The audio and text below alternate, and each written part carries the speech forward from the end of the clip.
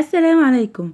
رجعنا في تاني فيديو من سلسلة المنح بعد منحة الشيخ صالح كامل لدراسة تخصصات زي الطب البشري والعلاج الطبيعي مجانا، لكن المرة دي ب100 فرصة ممولة بالكامل في جامعات عالمية موجودة جوه العاصمة الإدارية. والأجمل إنها معمولة مخصوص لطلاب الصعيد والمحافظات الحدودية والطلاب من ذوي الهمم علشان ياخدوا مكانهم الطبيعي في الصفوف الأولى، يعني فرصة مش بتحصل كل يوم.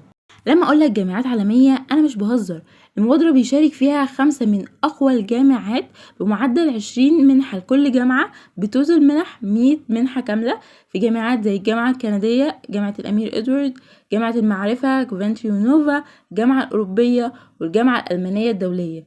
يعني ايا كان حلمك من العلاج الطبيعي والهندسة لحد الاعلام والذكاء الاصطناعي، هتلاقي التخصص اللي يخليك تحقق كل اللي في دماغك. والأحلى الشهادة اللي هتاخدها هتكون من الجامعة الأم ومعادلة من المجلس الأعلى للجامعات. وكل التخصصات دي مش بس بتديك علم، لكن بتفتح لك أبواب سوق عمل عالمي. طيب إيه هي شروط القبول؟ الشروط بسيطة جدا، لازم تكون خريج ثانوية عامة من مدارس حكومية، وتكون من المحافظات المستهدفة زي الصعيد أو المحافظات الحدودية، والتقديم مسموح في جامعة واحدة بس، يعني مينفعش تقدم في أكتر من جامعة. طبعا لازم تلتزم بالدراسة وحضور كل المحاضرات. وبعد كده القبول بيتم على حسب المعايير الخاصة بكل جامعة، يعني مفيش معايير ثابتة لكل الجامعات. المهم في الموضوع ان المنحة مش بس بتغطي المصاريف الدراسية، لكن بتوفرك بوكيت ماني بيغطي السكن والإعاشة، انتقالات من وإلى الجامعة، لابتوب، وغير كده المستلزمات الدراسية كلها بجانب المصاريف الدراسية. والأوراق المطلوبة للمنحة بسيطة جدا، وتكاد تكون واحدة في ال5 جامعات، وهي عبارة عن بطاقة الرقم القومي للطالب والوالدين وشهادة الثانوية العامة وشهادة الميلاد وإثبات محل الإقامة، وأخيرا امتحان تحديد المستوى، وده تقدر تاخده في الجامعة عادي مع زيادة في المصاريف. وبس كده. طيب لو الشروط دي منطبقة عليك، ايه هي خطوات التقديم؟ ركز معايا جدا.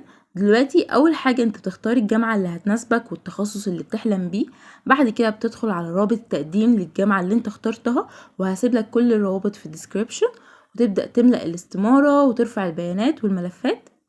بعد ما بتخلص بتبدأ تتابع البريد الإلكتروني عشان هو اللي هيوصلك عليه القبول، ولو اتقبلت مبروك عليك، هتبدأ في إجراءات التسجيل وهتستلم كل مزايا المنحة. ولو وقف معاك أي جزء تقدر تكتبلي في الكومنتس.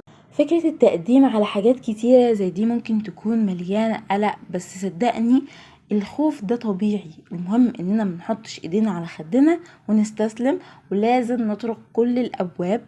رسالتي ليك او ليكي او لاي حد بيسمعني، حاول وجرب. ايه اسوأ حاجة ممكن تحصل؟ انك ما تتقبلش؟ يعني عادي، دي مش نهاية العالم، بالعكس دي بداية انك تدور على فرص تانية.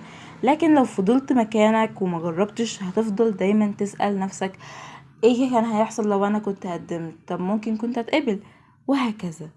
انا هنا عشان اقولك ان الفرصة دي معمولة عشانك انت، فاملى الاستمارة واعمل اللي عليك، وثق تماما بما انك عملت كل اللي عليك، ربنا مش هيضيع تعبك ابدا. ولو واجهتك اي مشكلة تقدر تكتبلي في الكومنت وانا هرد عليك بإذن الله بنفسي. ولو محتاجين فيديو يوضح طريقة التقديم اكتبولي برضو. ولو عجبك الفيديو متنساش تدعمنا المحتوى جامد قريبا.